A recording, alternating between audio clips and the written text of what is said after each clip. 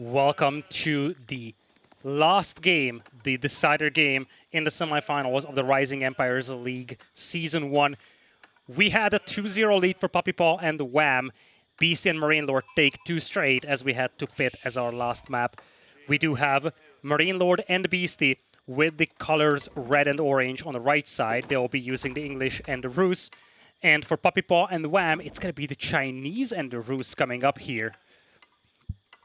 Now, you look at these civilizations. Beasty, this is the first time that he uses English in this series. MarineLord has been using Rus multiple times. In fact, he played Rus in the previous game, as well as the game before on Golden Heights. So, for 3 straight games, MarineLord has been playing with the Rus.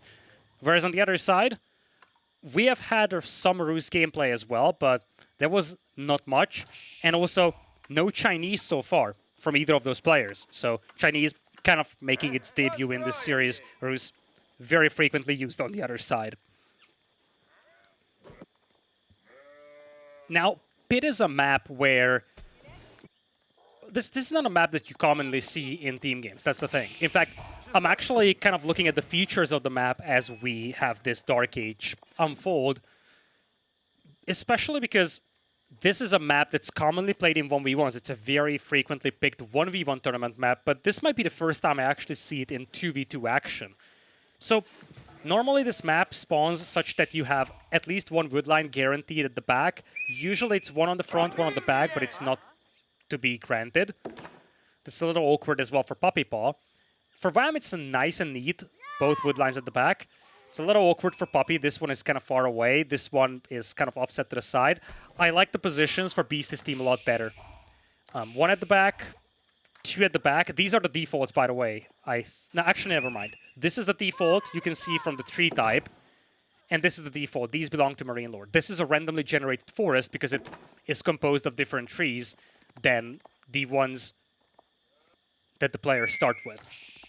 I don't know what this corresponds to. This is just, I guess, some extra wood. And now that I look at the minimap, I see a lot more wood available for Beasty and MarineLord. I don't think it will really come into play for quite a while.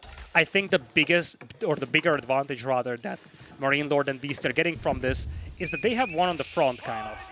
So it's going to make it much more realistic for them to wall some of their front. Whereas, especially for someone like Wam, he's going to have to play with an open front.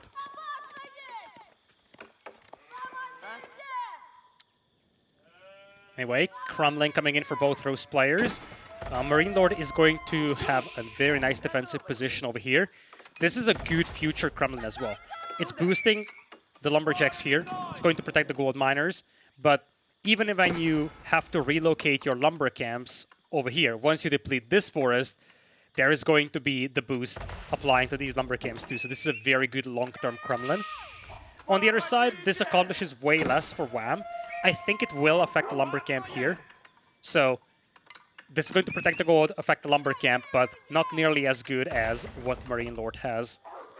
Let's talk bounties though, because that's obviously always a talking point with MarineLord. He's up to 270, so he definitely passed the 80 mark that he so often strives to just get past. If you don't know what I'm talking about, then I do encourage you to check out the 80 bounty meme. I'm sure that Drongo has been using it a lot, probably Beasty as well. If you watch some MarineLord content, he might be referring to that ever so often as well. So you probably know what I'm talking about, but if not, then just look up MarineLord 80 bounty and you will know what I'm talking about. Anyways, good old-fashioned spearmen and longbow opening from Beasty here. On the other side, interesting forward Barbican by Puppypaw. Will give him some line of sight in the middle, possibly secure this hunt, the gold, maybe even the stone. That might be the biggest target here, actually. You see the stone mine spawns for Puppypaw, they are far from good. This one is probably a little bit more secure, but it's so far away from the TC and you don't want to place a Barbican here. If you ever want to go for a second TC, this might be a more realistic spot to do from. You might mine this stone. I don't think he will play into double TCs. It's more of a Song Dynasty Chuko Nu style approach for the time being. But if he ever wants to go for a second TC, this is probably the best spot. This is also one of the more old school Chinese builds. We have multiple villagers on the Barbican, and then you delay your Imperial Academy. the new line Chinese builds now use one villager on the Barbican, and then basically the moment you get to Feudal Age, actually, never mind, not even when you get to Feudal Age, you can start building your academy as you go up, and you pretty much hit Song right when you hit Feudal. You cannot really do this here because building this Barbican with one villager would have been a suicide, but it's definitely one of the more old-school Chinese Feudal Age builds.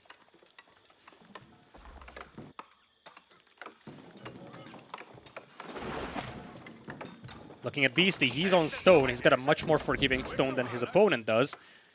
And it looks like because there is not much aggression from the Canadian brothers, he's going to get away with the second TC. It's likely going to be on food, so one of the positions that he can think about is here. I wouldn't be a huge fan of this because it's kind of in the middle of nowhere, right next to a stealth forest, which deprives him of vision of what's coming towards it. It's also going to be only on the hunt. I realistically think, especially with MarineLord scouts over here, is that A, MarineLord plays pro scouts, and then you don't place it on food. B, you place it here. We have seen Beasty with forward TCs before, so it's not unrealistic, but there's the answer. Beasty is going to play pro scouts, so with that, I think Beasty will just play a very secure second TC. Maybe here at the wood line. Could see it on the gold, like right here by the berries, but it's gonna be MarineLord who ferries in the deer carcasses to him.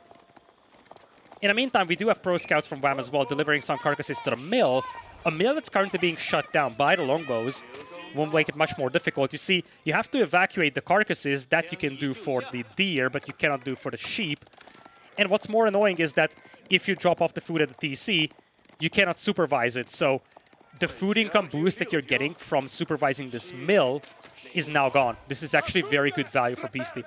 You also see that the spearmen, he's using the stand ground mode on them, so they don't accidentally get lured into the TC fire. Just making sure that he doesn't lose them unnecessarily while he's not watching.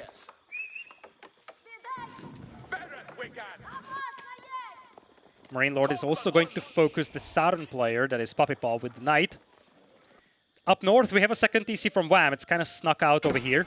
Interesting choice to place it on the deer, despite the fact that he's got professional scouts. It wasn't really necessary to do this. I don't blame him for it, but could have seen that TC elsewhere myself.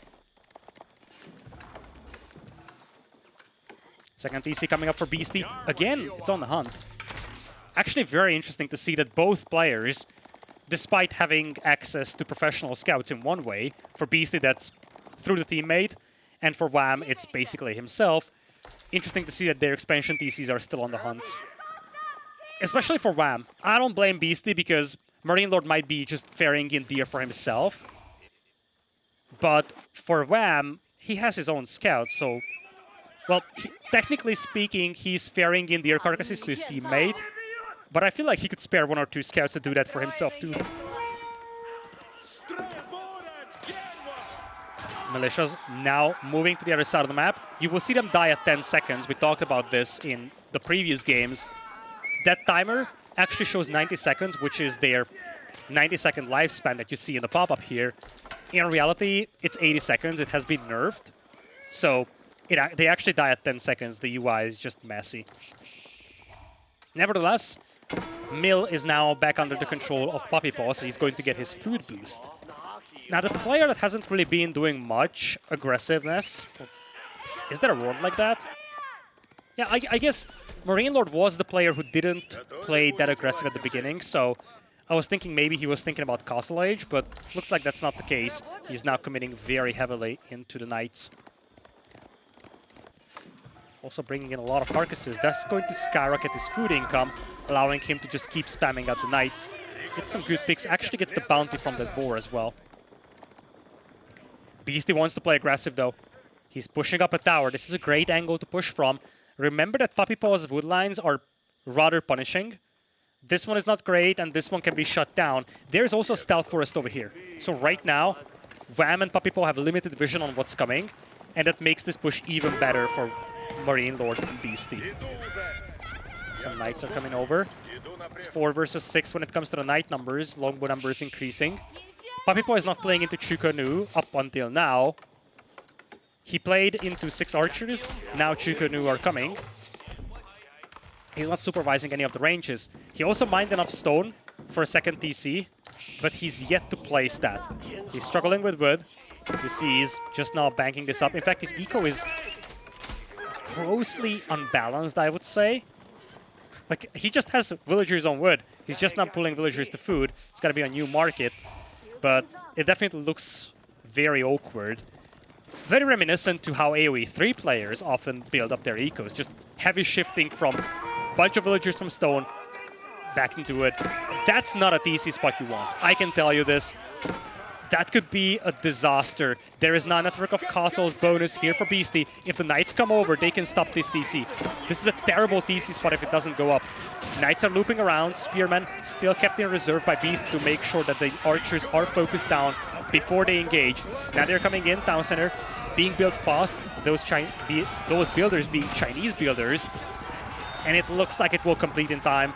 Now, it will give you ample security from this side, so it's going to secure the mill. But it's still a very concerning position. Look at Puppypaw. He has no idea what's coming here. If there are 3 battering rams coming in a second, he's not going to know about that. This is still a scary spot for Puppy to be in.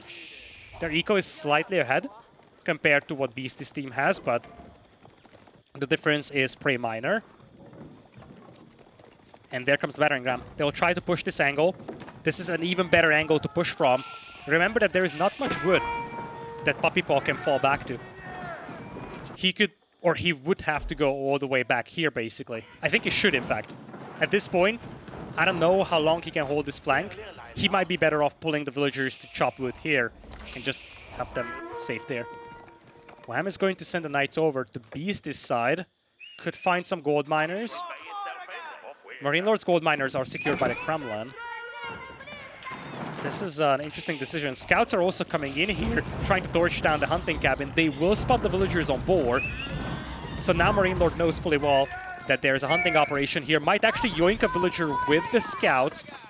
I would love to see MarineLord just torching down the hunting cabin at this point. Actually gets a kill on the damaged villager. Might get a second one as well. Tower should complete, but this is as good as it gets for MarineLord. Accomplishing a lot with little. Just a handful of scouts doing a lot of damage. And now, with the distraction that's there, he's also going to send in Knights, finding good angle on the gold miners. And it looks like he's going to play very aggressive here. Goes into the TC fire to get a couple more picks. Wam is going to pull back all of his cavalry here. MarineLord will be gone with the horsemen. Actually, the scouts rather, as well. Beast, in the meantime, is doing a great job knocking down the archer range. That's what I wanted to say. Okay, my brain is slowly melting, so apologies for that.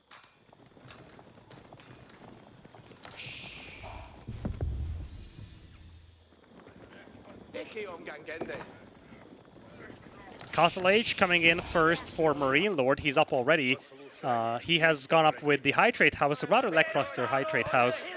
Only 92 gold per minute. I've seen better high trade houses, but I don't think it's going to be a major factor for him. He's going to compensate for that with more relics. Castle Age is also on the way with the Imperial Palace, somewhat surprisingly for Puppypaw. He wants that vision to make sure he knows when the Knights are coming, but there is going to be no nest of bees coming from the clock tower, at least for quite a time. Knights still doing work over here. Quite a few villagers fall as casualties. Puppypaw is down to 62 eco, same as Beasty. MarineLord is at 46, Wam is at 61. Canadian bros still have the lead on the eco department, something to keep monitoring.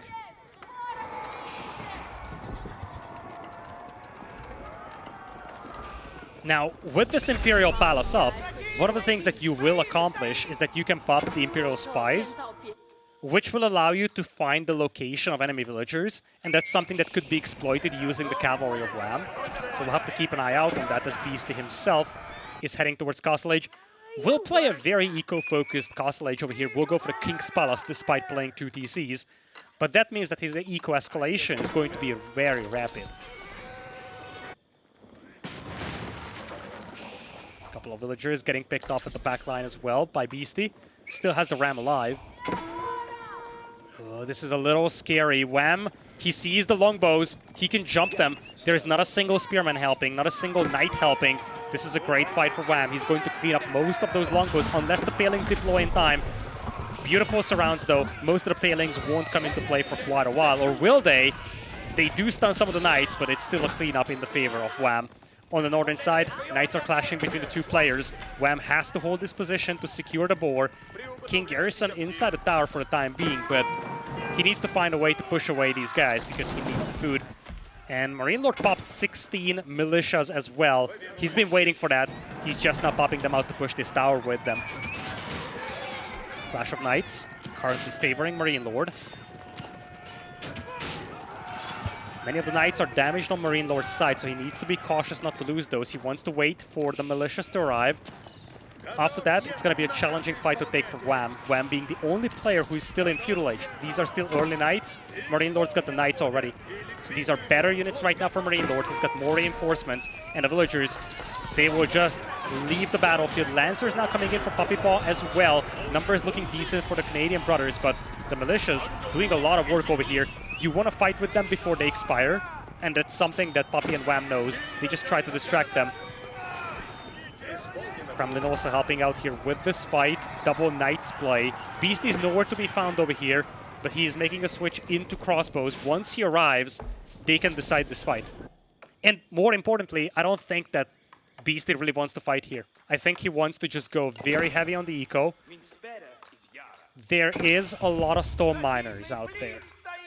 We'll have to see what he's planning to do. Might be like that mid-map castle to expand network of castles bonus. But for the time being, he's focusing on eco-escalation.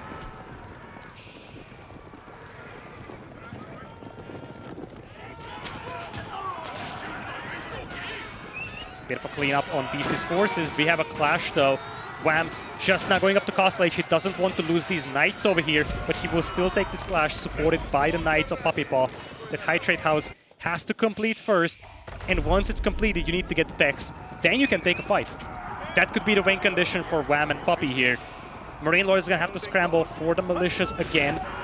Would love to see a couple more Knights from him to hold this off with, but I think what he has might be enough to make Puppy and Wam think twice about pushing into his base. Beast is also going to support with a couple of spears and crossbows, and this is all he needs. They just need to make sure that Wam and Puppy don't commit until Beasty can get to some more crossbows. Looks like Beasty done mining stone. He's gonna head out to drop a keep right over here in the middle. You have 3 sacred sites, by the way. One controlled by MarineLord, one in the middle. And there's a third one that's gonna be under the control of Puppypaw. So this is not like a sacred site play. Beasty is running into the Lancers over here. Puppypaw intercepting them, but there are a couple of spearmen and crossbows to assist. A couple of villagers might fall victim to this, although it looks like Beasty's gonna make it back home alive.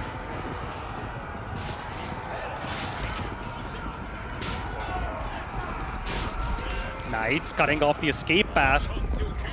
A scenario which looked grim for Beasty for a moment, possibly coming out with a bunch of lost villagers, now turns beautiful for MarineLord and Beasty. They do get a beautiful surround, getting rid of a bunch of Lancers over here from Puppypaw, and they still secure the grounds for that keep in the middle. But there's the commitment from Wam, seeing MarineLord move to the south with his Knights. He's going to send in his own to the north. MarineLord does have some units back at home. He also has a Warrior Monk to pop Saint's Blessing with. Should be enough to take a decent fight here. Might lose a couple of villagers in return though. Looks like he's going to send back all of his Knights. And once again, Wam is forced to retreat.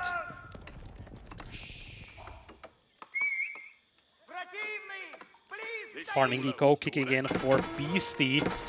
This is where you really want to start seeing probably...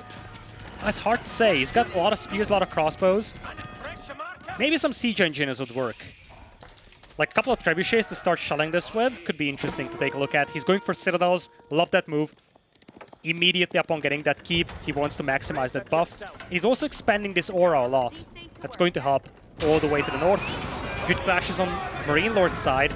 He has a 10 Knight lead right now, 34 to just 21. It's more than 10 actually. It's close to 15.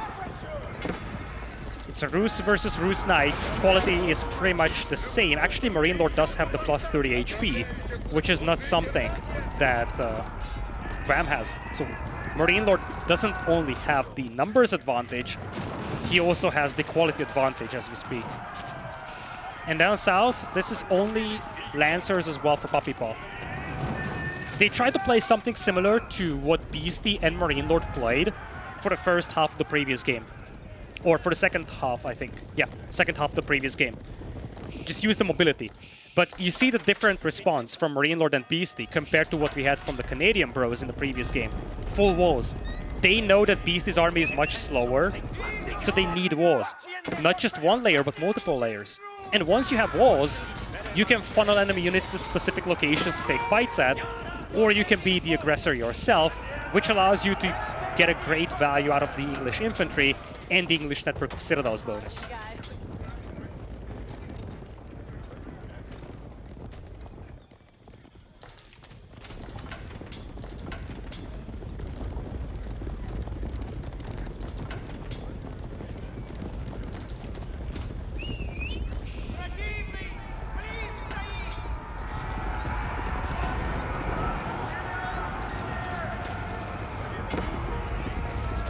Knights clashing on the northern side. Beasty's forces are here as well. He doesn't have the buff right now, but he's got crossbows, he's got spearmen. The Knights from Wam, they now have the upgrade. Not all of MarineLord's Knights are here, but this is still a good fight for Beasty and MarineLord. They're taking what could be a decisive engagement here. Spearmen still alive, crossbows sheltered at the back, focusing on the Knights in the middle. And I think MarineLord, yeah, he's got some Knights on the northern side as well, detached, still. Despite the fact that MarineLord doesn't have all of his forces here in the middle, they are winning this engagement pretty much, I feel. And MarineLord still has 27 Knights somewhere. If those guys arrive, it's a different story, but you see it's mostly a cleanup already. Militia's being popped by Wam to push this back, but Wam and Puppypaw are down to just 7 army. They will tap out, and with that, Beasty and MarineLord complete a reverse sweep.